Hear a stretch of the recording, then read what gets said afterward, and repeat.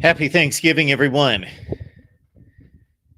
I am here. I'm happy to be here, and I'm blessed. And welcome into the Voice of College Football.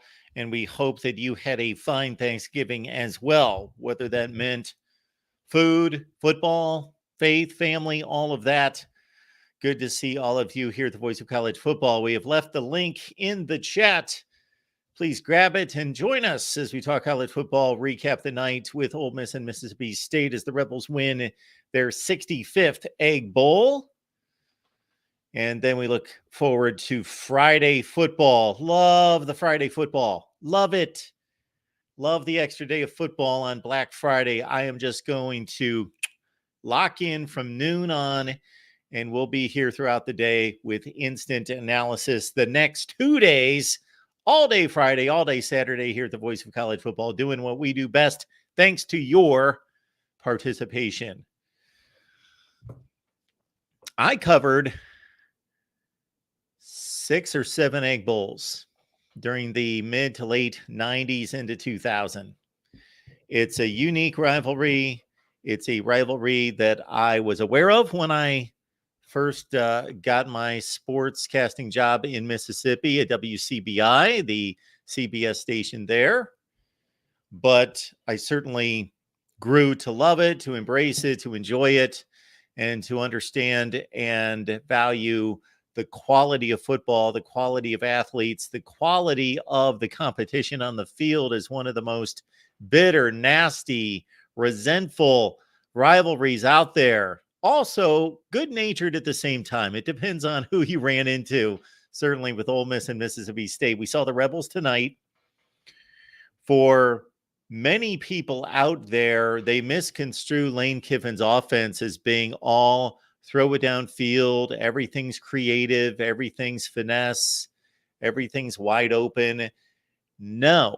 It's a run-oriented, power-run offense. Yes, he loves to scheme. He loves to create mismatches.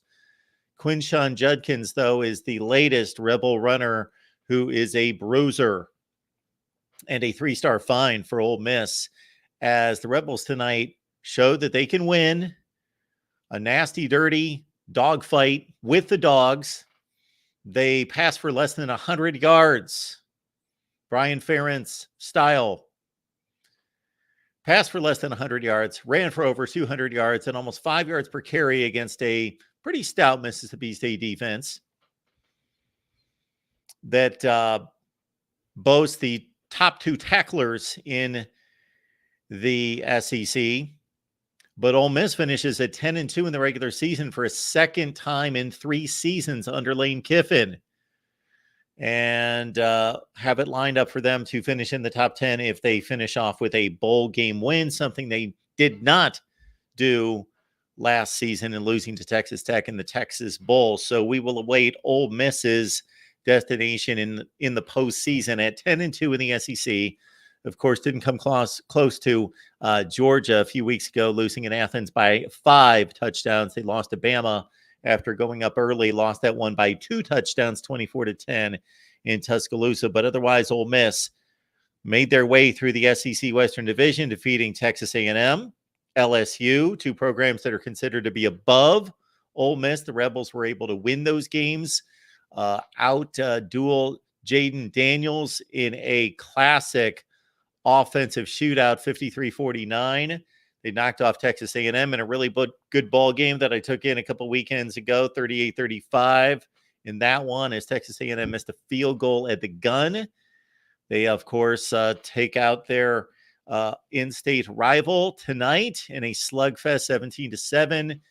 Beat Arkansas as well. The wins on the other side include a victory against, of course, Vanderbilt, whom they play every season, non-conference win against Georgia Tech. So again, Ole Miss at 10-2 and should finish in the top 10 in the country if they cap off the season with a bowl victory. Mississippi State will not go bowling after reaching postseason play for 13 consecutive years. But Mississippi State, let's see, during that time, Dan Mullen, Joe Moorhead, Mike Leach, So one season after, unfortunately, think about it, 1 year ago tonight on Thanksgiving night of 2022, we didn't know it, but we witnessed Mike Leach coach his final game. And that was a 24-22 thrilling win in which Mississippi State stopped a 2-point conversion. And Will Rogers tonight started his 4th game in the Egg Bowl. And it was clearly not the Will Rogers because of injury issues and also because the offense that was left by Mike Leach needed him throughout this season. So Mississippi State, a 5-7 team, will not go bowling unless there aren't enough bowl-eligible teams to go bowling, and that will be one of the things we will track tonight as we go through the schedule on Friday and Saturday. How many teams are close to bowl eligibility that need that final win to push them through to a 6th win? There's quite a logjam in the Big Ten in particular with would-be bowl teams. Illinois needs to win. Minnesota needs to win. And then you've got a number of teams that are just at 6 and 5 hanging on to a bowl spot. And then, of course, tomorrow on Black Friday, we've got Nebraska needing to win to get to a 6th win against Iowa. And to me is one of the inexplicable lines of the weekend as the Huskers, 5-6 Nebraska, 9-2 Iowa. And they play the same teams every week. They play the entire division, same opponents. Iowa wins all the one-score games. Bam. Nebraska loses all the one-score games. But Nebraska, I know they're at home, and I know that they won in this situation last year in which Iowa needed to win against a 3-8 Nebraska team last year. And this year, Iowa has no tangible incentive. They've already won the West. They're going to the Big Ten championship game. But still, man, 2.5 points as Nebraska is the favorite for a team that just under Matt Rule, much like it was against under Scott Frost, finds ways to lose. Now, I'm not holding that on Matt Rule because he's had all sorts of injuries to deal with. The Huskers have lost 8 of their 11 offensive starters this year. Will be playing their 3rd-string quarterback technically, although I think he's just about as good as the other 2 quarterbacks, Heinrich Harburg and Jeff Sims. Chubba Purdy's just about in that range, actually had a nice game, decent game throwing the football for about close to 200 yards and 100 yards rushing for Chubba Purdy against Wisconsin as the Huskers could have went for the kill, could have went for the game-winning touchdown late, got conservative, went for the field goal, kicked it, and then went to OT and lost at Madison. So they continue to try to get that elusive 6th win at Nebraska. They've lost 3 consecutive games that they could have won. 13-10 against Maryland, a game that they blew in the final few minutes as they gave up, had a tie ball game against the Terps at home, went down on a 90-yard drive and then threw a pick in the end zone, and then saw Maryland go 60 or 65 yards, 75 yards, I believe, to kick the game-winning field goal at the gun. Nebraska, of course, had that loss in overtime to Wisconsin, which they could have gone for the game-winning touchdown at the end of the game, lose to the Badgers. And let's see, the other loss in this 3-game losing streak was the Michigan State game. So they're playing a Michigan State team on the road that had yet to win a game in the Big Ten, and they fall in that one. So Nebraska, 3 consecutive losses, continue to lose all the one-score games. They need this one to push through because think about this. Not Stanford, not Rutgers, not Georgia Tech, not Virginia Tech, not Vandy, not Kansas, not Texas Tech, not Arizona State, not Colorado, not anybody else in the Power 5 has as long of a bowl drought as Nebraska does. Every team in the Power 5 has reached a bowl game since 2017. Nebraska has not gone to a bowl game since 2016. The mighty Huskers of Nebraska have the longest bowl drought in college football. Wow. So they will try to get that done. Noon Eastern time. I believe that's an NBC game against Iowa. The Hawkeyes will try not to backdoor it into Indianapolis at 9-3, but get that 10th win and go to Indianapolis. And not that the Big Ten Eastern Division winner needs a boost, really, in that game, but it would look a little bit better for the Big Ten to have a 10-2 Iowa team that would be probably on the fringe, possibly depending on what happens this week, of the top 10, probably in that 12 to 15 range, taking on the Big Ten Eastern champion. Instead of 9-3, is going to take Iowa, which I believe is 17 in the college football playoff rankings. Lose to 5-6 Nebraska. That's probably going to knock them in the bottom 5 of the top 25. But again, it's all Ohio State, Michigan. The loser is not going to make the playoff. We could sit here tonight and we could try to figure out a way to get the loser of this game into the playoff, but it's going to take so much chaos out there to make that happen. Winner takes all. Big Ten East, a huge favored position in the Big Ten championship game, and a playoff spot to be. Appreciate y'all being here again. Happy Thanksgiving. Hope that you were able to enjoy it. Family, friends, whatever the situation for you. You can let me know when you call what you enjoyed most about Thanksgiving. I know we had 3 NFL games. I did not see hardly any of them. Did not see anything of the Packers and Lions. I was at somebody's house enjoying Thanksgiving. Did not turn on any football, which if this were me circa like 2010, 2005 and on throughout the history of my life, I would have been either throwing a fit or I would have later in life been like chewing at my nails. I never chew at my nails. I would have just been churning inside with an NFL game on Thanksgiving on. I actually didn't leave until about 1:30, and I think the game kicks off. It typically does about 12:30 in Detroit. I didn't even think to turn it on.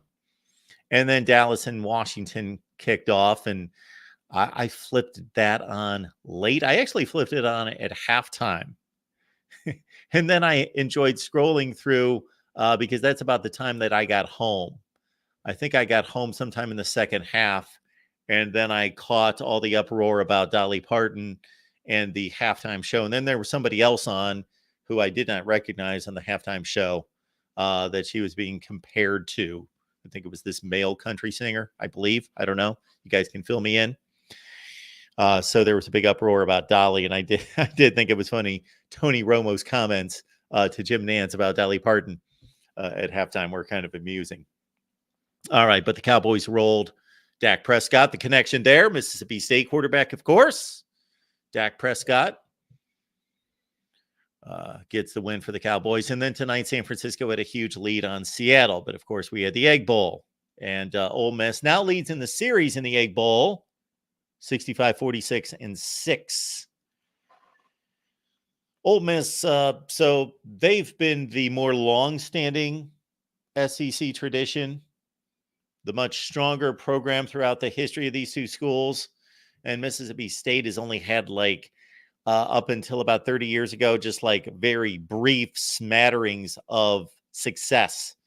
I believe SEC titles stand at 1 for Mississippi State. I believe they won one in 1942. Check me on that. I might be off by a few years. 44, 42, something like that. Mississippi State with one little SEC championship. And then I got to Mississippi in 1994, and Jackie Sherrill was the head coach, and they had some really good teams. And they came close to winning the SEC championship. They had a 14-10 lead in the SEC title game in 1998 against a number 1 Tennessee team. That was the day that all the dominoes just fell one after another, that led to Florida State going to the BCS championship game. The very first one against Tennessee because Kansas State got upset in the Big 12 championship game.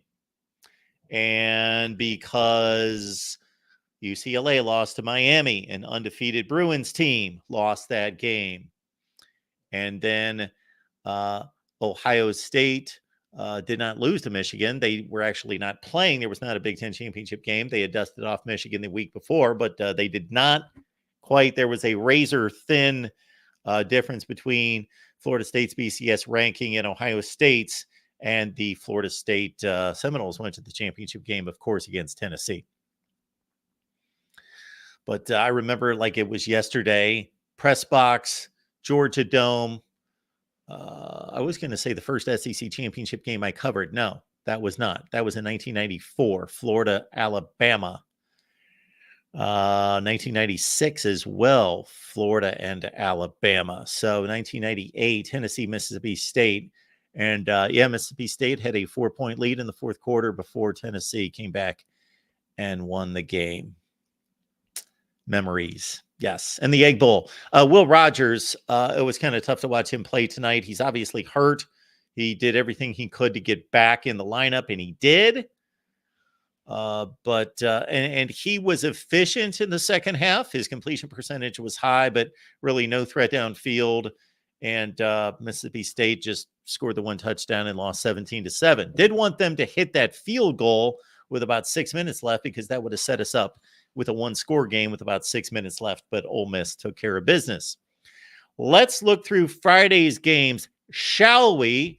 And also look at your comments here in the comments section.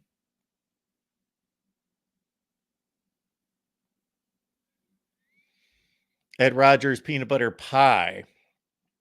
I had 2 slices of pumpkin pie. That was the extent of my dessert. You know, it's almost like I eat so much dessert every day that on Thanksgiving, I think, well, I'm going to eat the good food, the real food. And then if there's room for dessert, that's fine. And I had 2 slices of pumpkin pie. And I was also offered some hot chocolate. So I went for that as well. Michigan has 968 wins. Don't know what that's all about.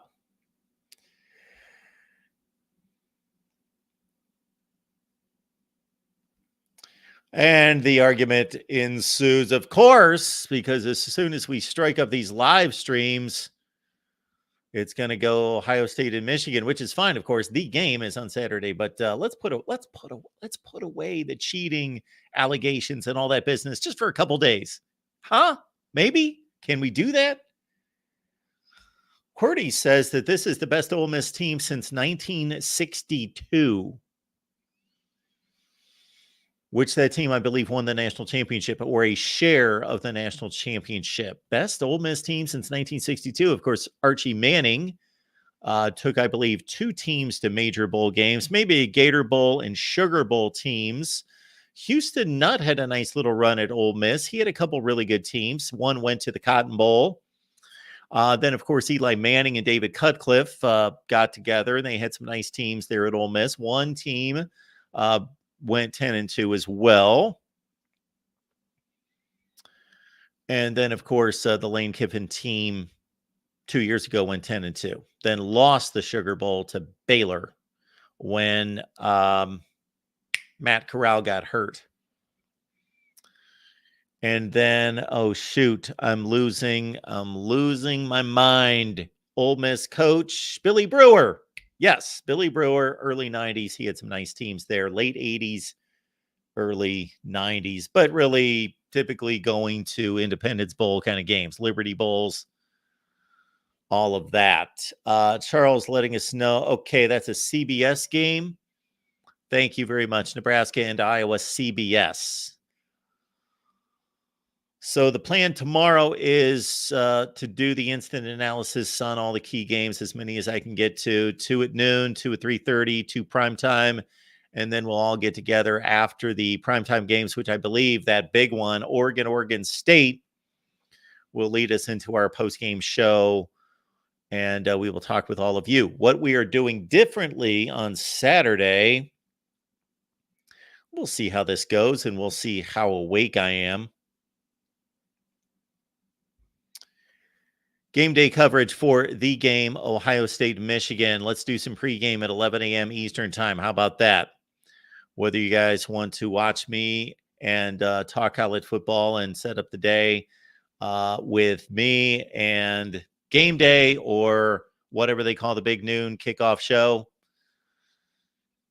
we can do that all together.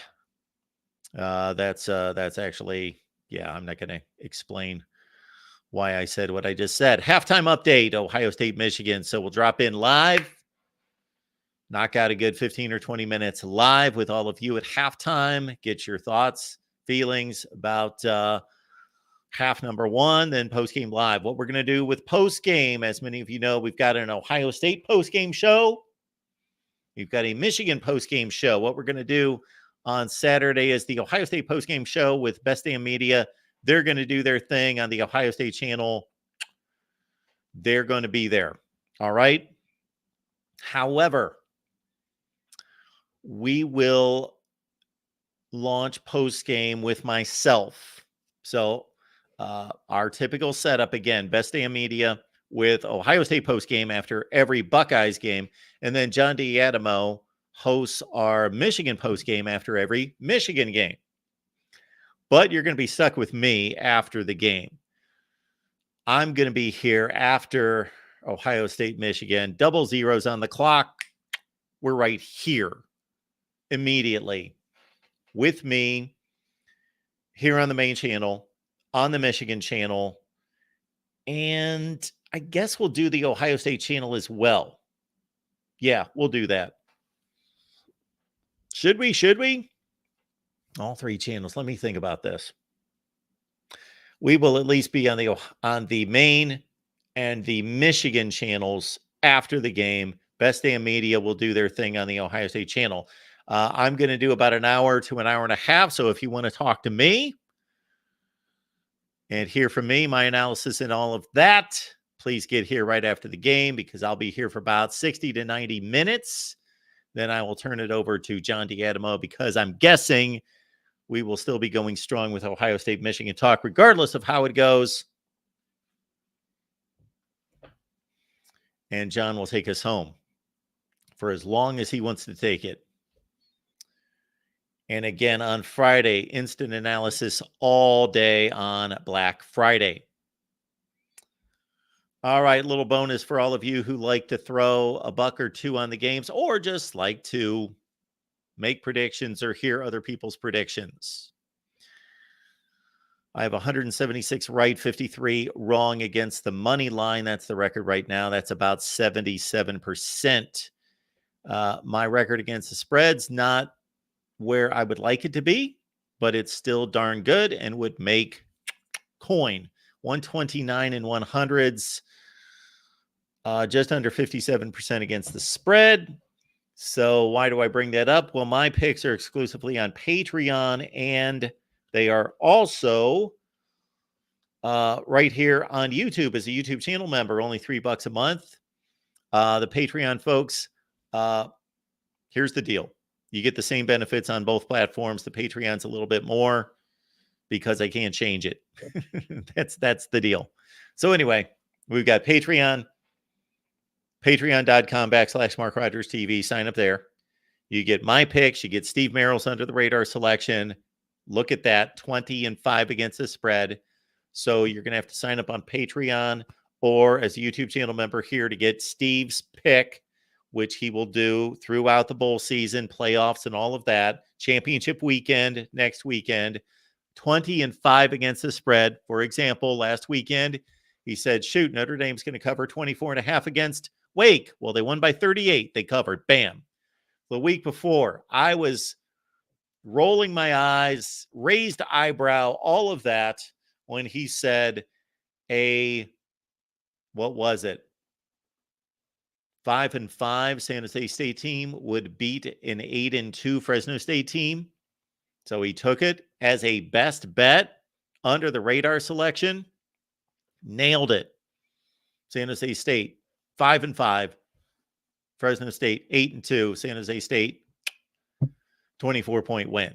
So he's on a roll of 20-5 against the spread since week 1 of 2022. You get those as YouTube channel members right here or Patreon, patreon.com/MarkRogersTV. However, I'm sure all of you are just blown away by this. I'm sure that this will just run like wildfire over social media, that I am going to deliver my picks here on Saturday morning free to everyone here.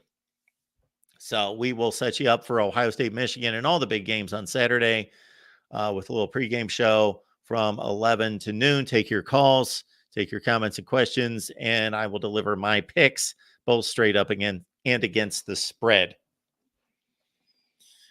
All right, all right, all right.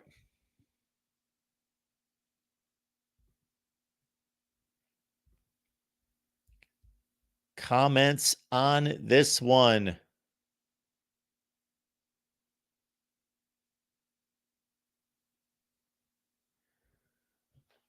George! Love to say this from time to time, but nobody has left more comments to the channels. Even though Christopher Foote is doing his best to catch George, George leads all time in comments to the channels. It's not even close. And he feels sorry for Michigan fans because they know if they make it to the playoffs, they will have to play Georgia, and they know what's going to happen. Moose is letting us all know, because I was unaware of this myself, that it's a big game Saturday. John is confident that the Michigan Wolverines are going to the playoff and looking to extend their playoff success. Tom's here. Good to see you. QWERTY looking for a Texas win on Friday. All right. All right. Tim's here. DeReal's here. Moose likes Michigan 27-17. Lisa thinks it's going to be interesting. All right.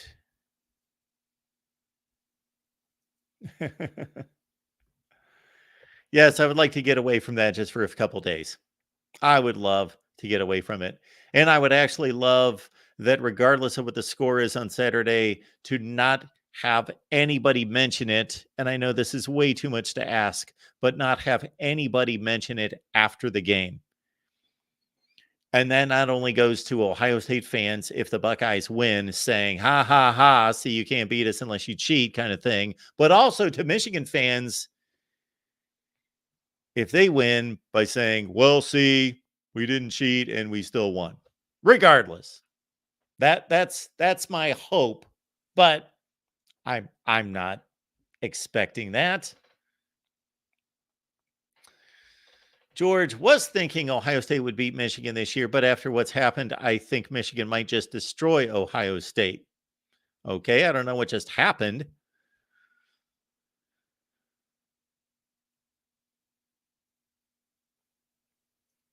Big Earn with the pun of the day. Thus far, at least, Michigan's punishment will be just desserts. Sour orange pie. Okay, Terry. Mixed berry pie. Wilmer says lemon pound cake with glaze. All of those sound good. I'm not a big pie guy. I don't purchase pies. I don't eat them unless they're like right in front of me. It's not something that I pursue, more of an ice cream and cookie guy. All right, let's get to Friday's games.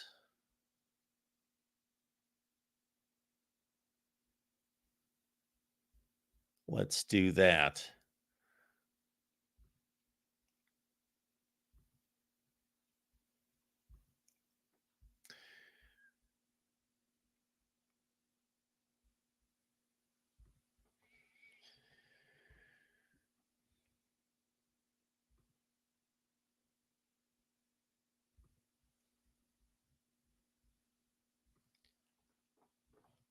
This always happens when we go to the schedule every Friday night to look at Saturday's games. And this week, it's the Thursday night looking at Friday and Saturday that I see these Maction games for the first time. This is the first time. We only have, unfortunately, this week, only Tuesday games, not Tuesday and Wednesday Maction games, but this is always the first time that I see, one of these times. Nah, I'm not going there. All right, Tuesday, Bowling Green in Western Michigan. Bowling Green won that game 34-10. Okay, good to know. Eastern Michigan and Buffalo. Eastern Michigan defeated the mighty Buffalo Bulls 24-11. And there is, of course, the Egg Bowl game from tonight. Okay, on Friday.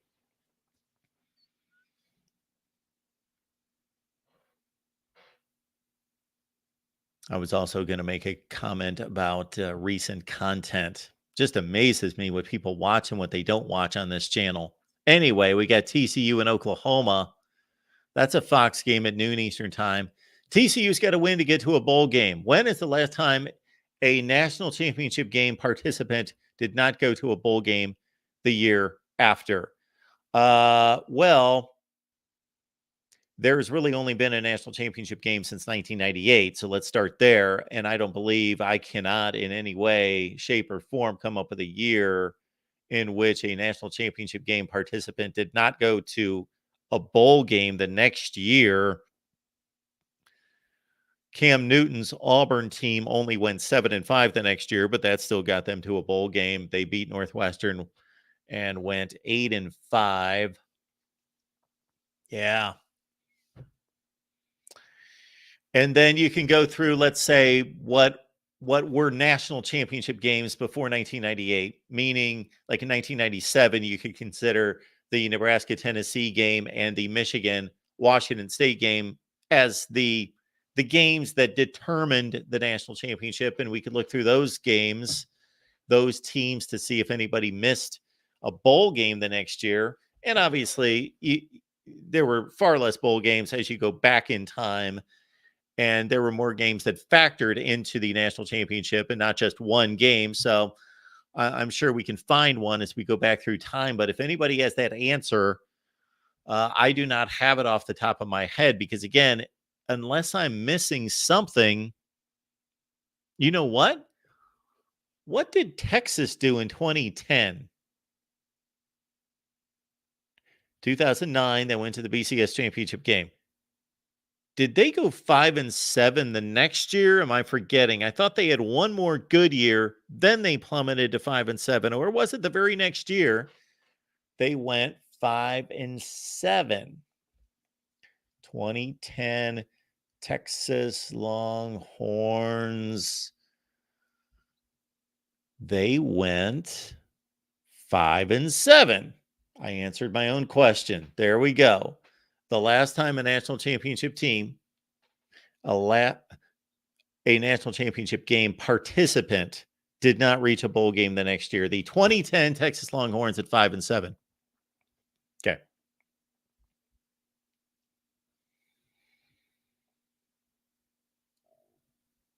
Did anybody get that? Anybody? Beat Iowa in the Alamo Bowl. That would have been the next season. Okay. So anyway, got that. So TCU could become the first team since Texas to miss a bowl game after going to the championship game. Oklahoma, I don't know that we've gotten to the bottom. I've asked several people about this. Have we gotten to the bottom of the Big 12 race and what needs to happen on Friday and Saturday? Texas is 7-1. Oklahoma State, and Kansas State are 6-2. Oklahoma State defeated both Kansas State and Oklahoma. So if they win, I believe, based on, even though that's not maybe necessarily a three-way tie, they would win a two-way tie against either one. And therefore, I believe that's the first of the three-way ties as well. So Oklahoma State wins, they're in. If Texas loses, They're at 7-2. And we could conceivably have a 4-way tie for first place if Texas loses, Oklahoma State wins, Oklahoma and Kansas State win, then all 4 are 7-2.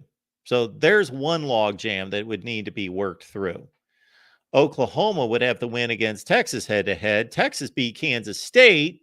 Oklahoma State beat Kansas State and Oklahoma. Oklahoma State and Texas did not play. Oklahoma and Kansas State did not play. So work through that one. Let's actually pull up the Big 12 standings, because what I would like to see, because this would be crazy. How about this? How about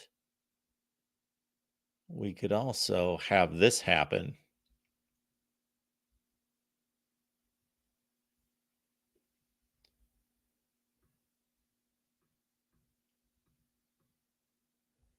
We could have a situation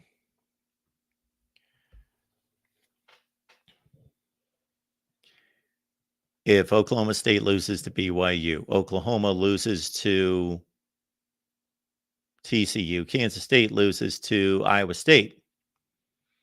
Therefore, Iowa State's a winner. West Virginia's a winner against Baylor, and Texas Tech defeats Texas.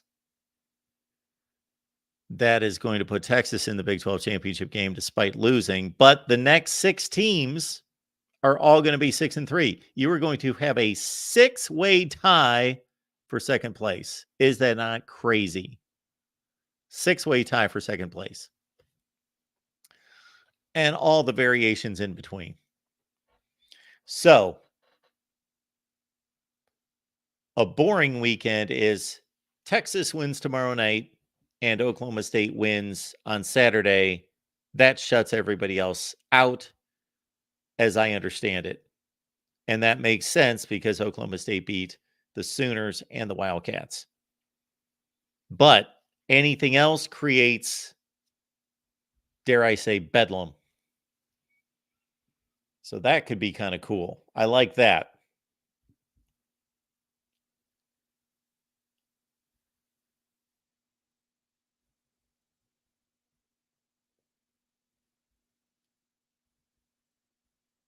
Next up on Friday,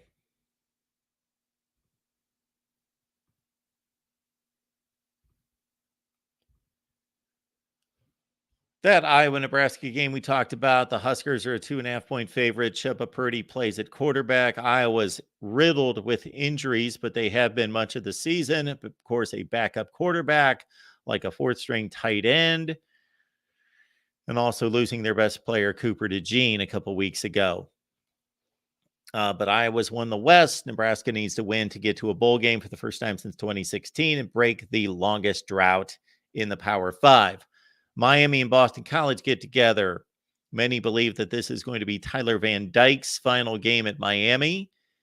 He hinted to the media this week that he is not committed to a bowl game.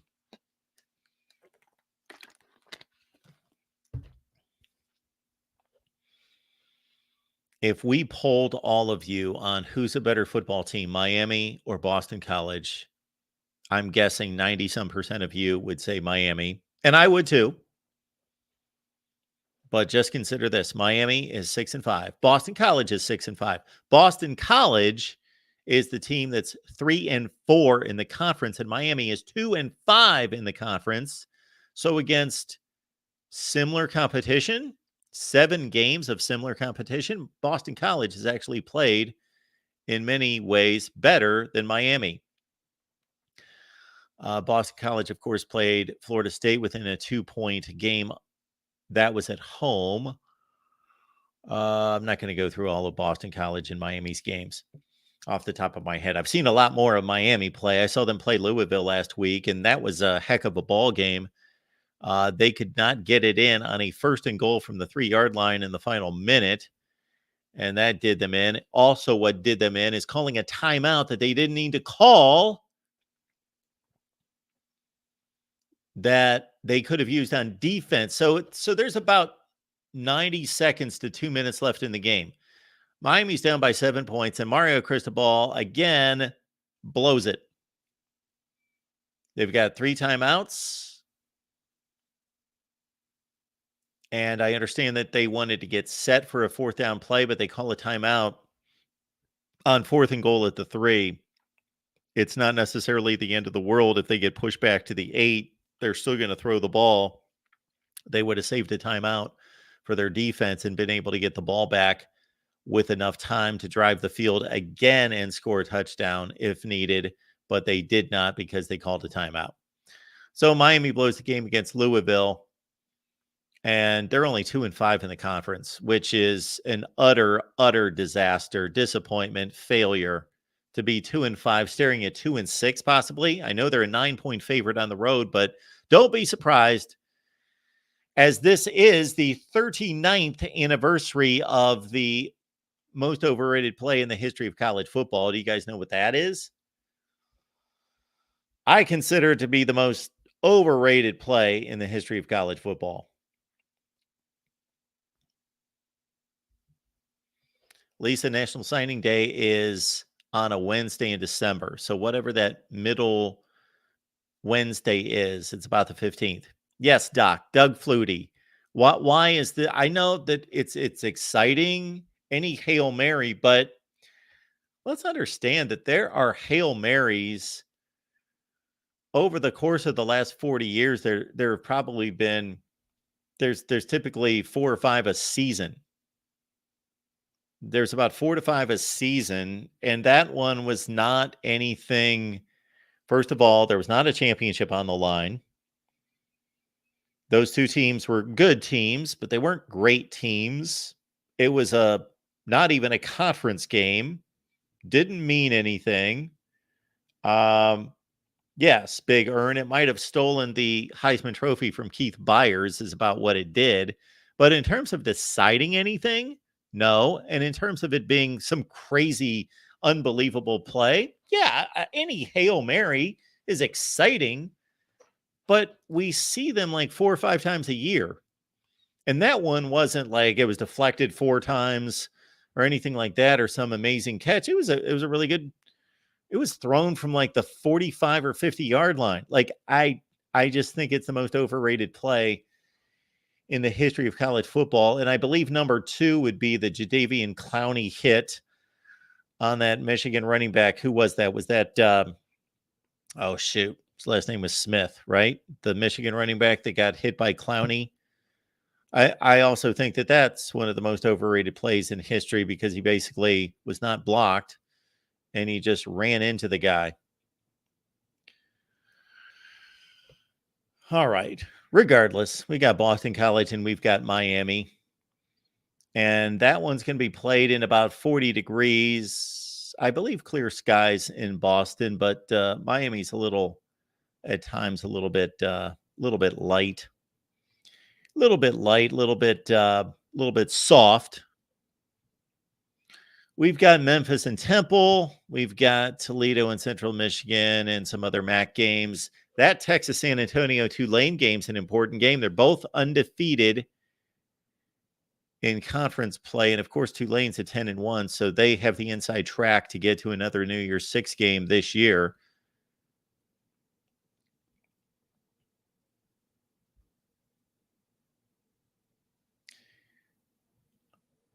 We've got Utah State and New Mexico, Mizzou and Arkansas. Mizzou could conclude a 10-2 season with a win against Sam Pittman's Hogs. Arkansas administration is telling us that Sam Pittman is safe. Okay. Air Force and Boise State. That's an important game in the Mountain West. I would have to run to the Mountain West standings to find out exactly how important. Let's see. We've got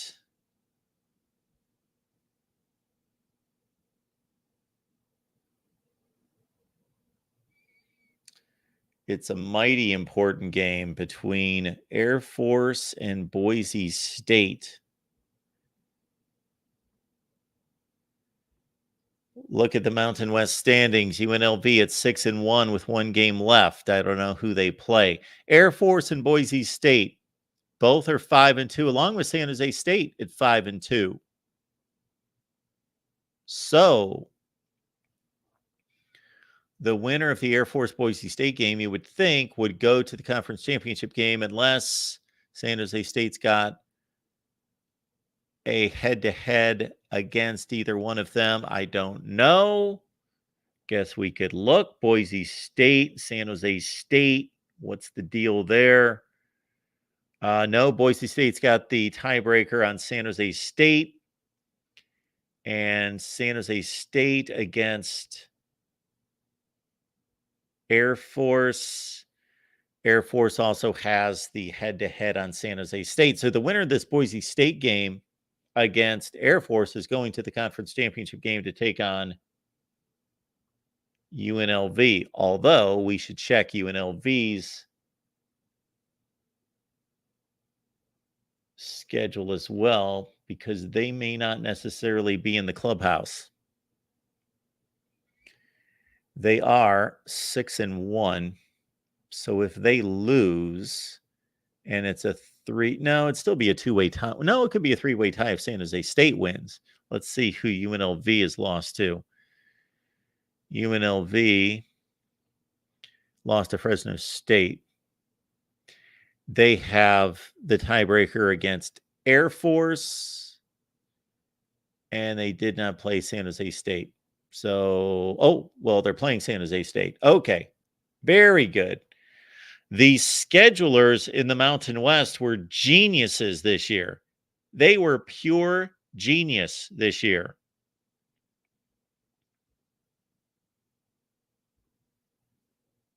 Where are we? We're over here, this window. In the Mountain West, think about this. UNLV 6-1, Air Force 5-2, Boise State 5-2, San Jose State 5-2. Who's playing the final weekend of the season? UNLV and San Jose State, and Air Force and Boise State. The Mountain West schedulers are brilliant. Nice job. Nice work. And yes, as Clint is letting us know, the search for a coach at Boise State to replace Andy Avalos continues. We are going to see so much coming up here. Oh, man, I'm going to have to be ready to roll on Sunday because last regular season games on Friday and Saturday, bam, Black Sunday. Heads rolling on Sunday, bam. And then with early signing day being what it is now in mid-December, guys are going to get hired all over the place. We are going to be so busy. It's going to be crazy.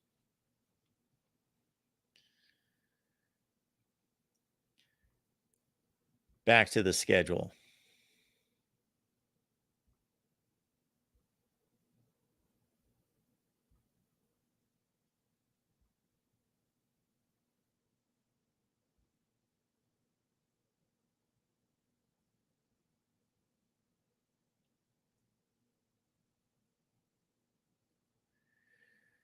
Back to the schedule and the rest of the day on Friday again. Mizzou, Arkansas, Tigers could finish at 10-2. Air Force and Boise State on FS1. Huge game in the Mountain West. Texas needs to win, of course, to keep its playoff hopes alive. Penn State and Michigan State, meaningless in the Big Ten.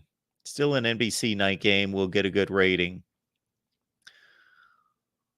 I'm interested to see the ratings between Oregon State, Oregon, Penn State, Michigan State, and Texas Tech, Texas, because the Penn State, Michigan State game is meaningless.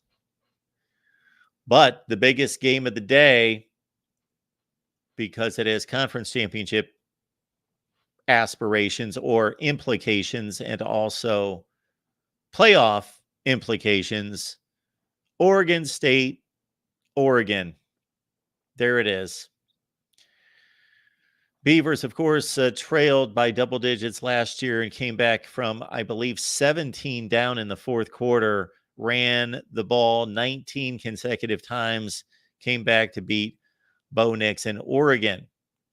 Ducks are playing out of their minds, playing great football. Really have not played a close game since, of course, they got a loss to Washington. Other than that, Texas Tech played them close the second game of the season. But in the Pac-12, destroyed Colorado, destroyed Utah, destroyed Arizona State, destroyed Washington State in the second half, destroyed Stanford, destroyed everybody in the Pac-12. Did not play. Oh, well, they did not necessarily destroy USC, but it was a comfortable win. Did not play UCLA.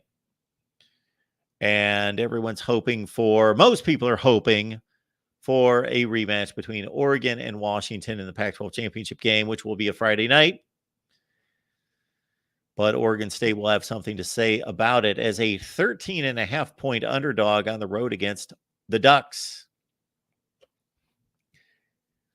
Speaking of which, let's go to the point spreads.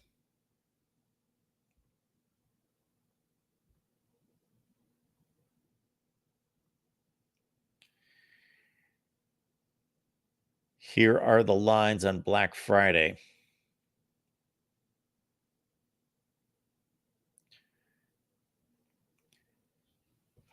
Miami is now a 10.5-point favorite against Boston College. Wow. Both teams are 6-5. The game's on the road. Think about this. Both teams are 6-5. They play in the same conference. Therefore, they have played generally the same opponents. We could run down who they've played exactly the same. And Miami's actually 2-5 in the conference, and Boston College is 3-4, and the Eagles are at home, and they're a 10.5-point dog. Oh, the mighty Zips are at home against Ohio as a 14-point dog. Ohio is trying to complete I believe, 10-2 season. Toledo and Central Michigan. The Rockets are a 10.5-point favorite on the road, and Toledo, think about this. They will be completing an 11-1 regular season, and Toledo's lone loss on the road, final play of the game against Illinois, a game in which Toledo, all they needed to do was stop a 4th and 17 play on the final drive, and they'd be undefeated. We've talked about Iowa and Nebraska, the Hawkeyes, a 2.5-point dog. TCU, OU, we've talked about that. 9.5, 10-point spread. Oklahoma's final game in the Big 12, in the history of the Big 12. 2 historic games tomorrow. Texas Tech, Oklahoma, and TCU.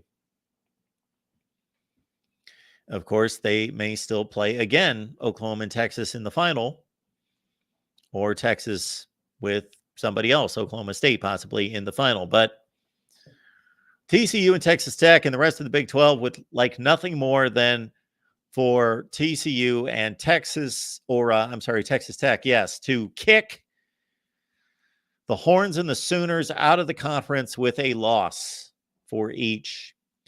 Memphis, Tulane, Utah State, New Mexico. There's that Texas San Antonio Tulane game. The Green Wave, just a 3.5-point favorite at home, looking to go 11-1, get that New Year's 6 invitation again. Again, UTSA is also 7-0 in the conference. These two could be playing 2 consecutive weeks, much like that has happened in the American Conference a few times. That happened with UCF and Memphis. They play 2 consecutive weeks. Last regular season game, then a conference championship game. That also happened with Cincinnati and either Memphis or UCF. Okay, Mizzou and Arkansas, 8.5, 9.5 points in that range. I see an 8.5. I see 9. I see 9.5. There's that big game for the Mountain West Conference Championship game spot between Boise State and Air Force. The Broncos are a pretty solid favorite. Texas Tech, we're at 2 touchdowns there. Penn State's a 22.5-point play against Michigan State.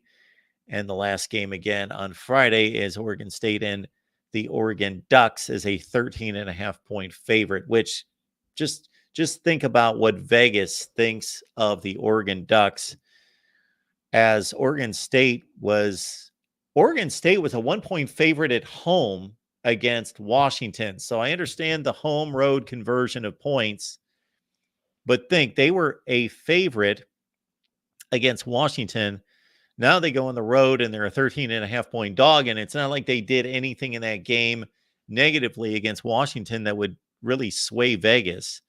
They lost 22-20. So that's what Vegas thinks of Oregon. A lot.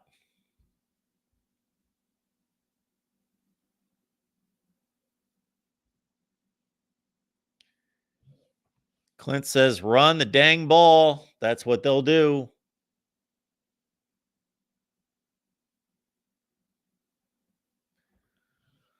Wet Blanket is telling us that Mike Gundy is 10-3 against Texas the last 13 outings. Wow.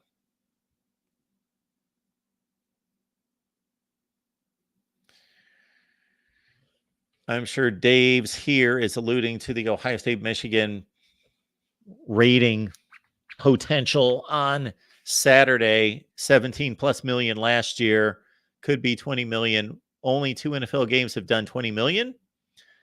Obviously, you're not talking about the playoffs because, yeah, just about every game in the playoffs does 20 million. But in the regular season, I don't know.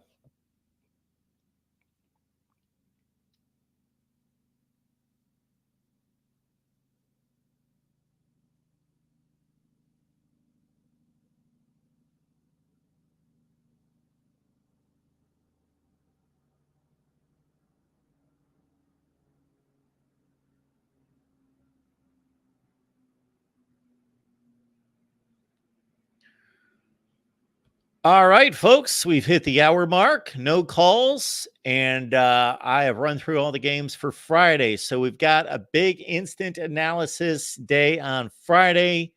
Be looking out for the videos. I so much appreciate all of you watching these videos because they've done rather well as we knock out as much instant analysis as possible after the games each and every week. So we'll do that all day on Friday. We'll be back here after the Oregon State game on Friday. And then again, lock in on this pregame for Ohio State, Michigan at 11 a.m. Eastern time. I'll do a halftime update. We'll jump on live with all of you for 15 to 20 minutes during halftime, and then post game with me for about 60 to 90 minutes. We'll hand it off to John D'Adamo, who will take you home. We'll be live on the main channel here and on the Michigan channel. Best Damn Media will have the Ohio State post game. So I will be aligning with my rooting interest by doing the post game on the Michigan channel. There you go. How about that? And again, typically you have to run to Patreon and to YouTube as a channel member to get my picks, but you'll get my picks. You got to do that for Friday's picks. They're already there. But for Saturday's picks, we'll do those before the game on Saturday. We'll do that during the pregame show at 11 a.m. Eastern time on Saturday. You get my picks. How about that?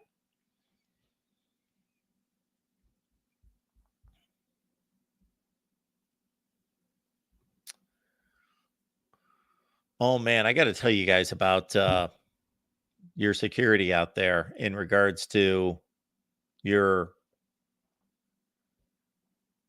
cyber security.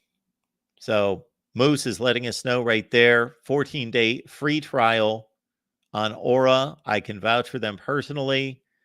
I had some database security issues with a lot of passwords, with a lot of credit cards and so forth and all of that. And I went to Aura, and this is before they became a sponsor that I went to Aura and got more than a trial and have been a subscriber and a client of Aura for over a year. So you get the free 14-day trial. Check it out. Give it a give it a go. But I can vouch for them personally. So this is not just one of those sponsored deals. This is one of those that I can personally vouch for. And I would never have a sponsor on here that I didn't check through and through. Also, as Moose is letting us know, man, this is the time